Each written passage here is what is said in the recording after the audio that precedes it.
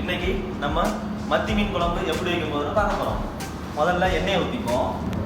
நம்ம மீன் குழம்பு வைக்கிறதுக்கு தேவையான பொருள் பார்த்தீங்கன்னா தேவையான அளவு கடுகு, ஜீரகம், வெந்தயம், சோம்பு, சில்லி பவுடர், டர்மரிக் பவுடர், குழம்பு மசாலா. இப்போ எண்ணெய் சூடாயிடுச்சு, கடுகு போட்டுக்கலாம். முதல்ல அப்புறம் வெந்தயம் போட்டுக்கலாம். அப்புறம் ஜீரகம், சோம்பு. இப்போ வெங்காயம் போட போகிறோம். வெங்காயம் போட்டாச்சு. ஒரு நிமிஷம் பொன்னிறமாக வறுத்து எடுத்துக்கலாம். இப்போ பார்த்தீங்கன்னா வெங்காயம் நல்லா பொன்னிறமாக வறுத்தாச்சு. இப்போது தேவையான அளவு பச்சை மிளகாய், தேவையான அளவு பூண்டு எல்லாத்தையும் போட்டு நல்லா மிக்ஸ் பண்ணிக்கலாம்.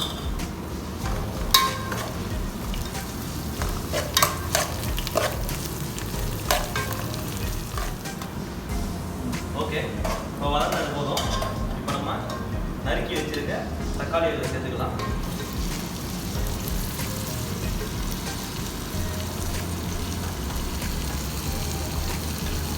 ஓகே, இப்போ தக்காளியும் தேவையான அளவு வதக்கி எடுத்துக்கலாம். ஒரு 2 நிமிஷம் மீதமான சூட்டில் வதக்கி எடுத்துக்கலாம்.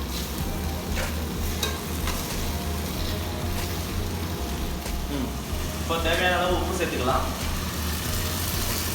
அதிகமாக சேர்க்க தேவையில்லை, கொஞ்சமாக சேர்த்துக்கிட்டிங்கன்னா அப்புறம் குழம்பு தாளித்து ஊற்றின பிறகு தேவையான அளவு சேர்த்துக்கலாம். பார்த்துக்கிட்டு உப்பு கூடி போயிடுச்சுன்னா அப்புறம் சாப்பிட்றது.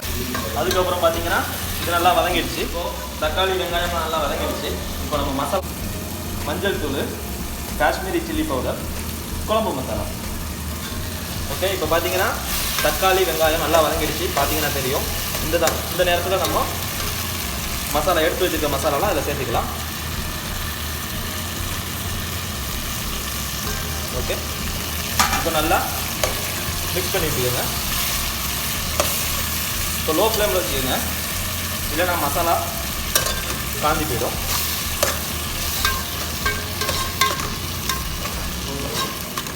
ரொம்ப நேரம் வதக்கணும்னு அவசியம் இல்லை. இந்த மசாலாவோட பச்சை வாசனை போகிற அளவுக்கு ஜஸ்ட் ஒரு 1 மினிட் லோ ஃப்ளேமில் வச்சு வதக்கினா போதுமானது. இதை பார்த்தோன்னா என்னடா அது இவ்வளோ சவப்பாக இருக்கேன்னு நினைக்க வேணாம். லாஸ்ட்டில் ஃபைனல் பார்த்தீங்கன்னா ரொம்ப அருமையாக இருக்கும். நீங்கள் நினைக்கலாம் ரொம்ப கலராக இருக்கேன்னு சொல்லிட்டு ரொம்ப காரமாக இருக்குமோ நினச்சிட வேணாம். அதனால் நம்ம கலருக்காக மட்டும்தான் அந்த காஷ்மீரி செடி போடுறோம். ரொம்ப காரமாலாம் இருக்காது, அது கலரை நல்லா எடுத்து கொடுப்போம் எஃபெக்டிவாக. இப்போ நம்ம ஆல்ரெடி ஒரு எலுமிச்சம்பழம் சைஸுக்கு புளி கரைச்சி வச்சுருந்தோம். அந்த புளியை இப்போது நம்ம அந்த மசாலா கூட சேர்க்க போகிறோம். ஊற்றும் போது கொஞ்சம் கை வச்சு ஊற்றினீங்கன்னா உங்களுக்கு அடியில் உள்ள அந்த மண்டியெல்லாம் கையில் எடுத்துக்கலாம். இல்லைன்னா அது எல்லாமே குழம்புல சேர்ந்து நல்லா இருக்காது. பார்த்தீங்கன்னா அடியில் எவ்வளோ ரசடுகள் இருக்குன்னு தெரியும். ஸோ அதனால் கையை வச்சு ஊற்றுறது உங்களுக்கு சேஃப் குழம்புது.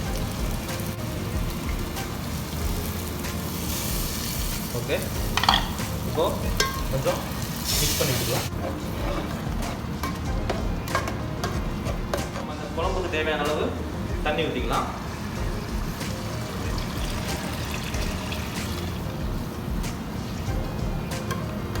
நமக்கு இப்போது நம்ம ஒரு 6 பேர் சாப்பிடுவோம்.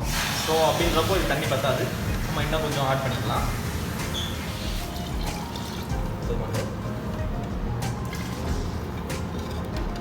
ஓகே, நம்ம இப்போ தேவையான அளவு தண்ணி ஆட் பண்ணியாச்சு. இது ஒரு 2-3 நிமிஷம் வச்சுருந்தீங்கன்னா நல்லா கொதி வந்துடும். கொதித்த பிறகு நம்ம ரெடி பண்ணி வச்சுருக்க மீனை இதில் போட்டு எடுத்துடலாம். இப்போ குழம்பு நல்லா கொதிச்சிருச்சுன்னு நினைக்கிறேன். வாங்க ஓப்பன் பண்ணி பார்க்கலாம். பாருங்கள், குழம்பு நல்லா கொதிக்க ஆரம்பிச்சிடுச்சு.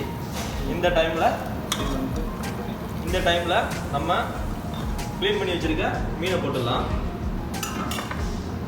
நம்ம வந்து மத்தி எடுத்துருக்கோம்.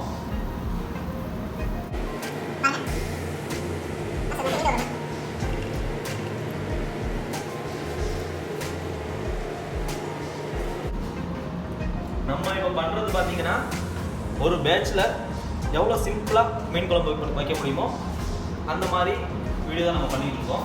பேட்சில் எவ்வளோ சிம்பிளாக வைக்க முடியுமோ அந்த மாதிரி நம்ம வச்சுட்டு இருக்கோம். ஓகே, பார்த்தீங்கன்னா மீன் இப்போ எல்லாமே போட்டாச்சு. மீன் எப்படி இருக்கணும்னா மீன் மேல் மட்டத்து வரதும் தண்ணி இருந்துச்சுன்னா குழம்பு நல்லா வரும்.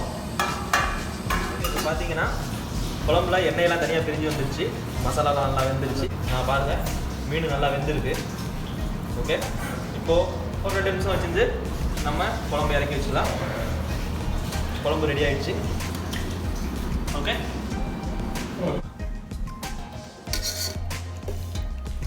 இந்த சாப்பாடு பாஸ்ட்டாக இருக்குது. ஆமாம், உங்களுக்கு வச்சாச்சு. அப்புறம் சாப்பாடுனா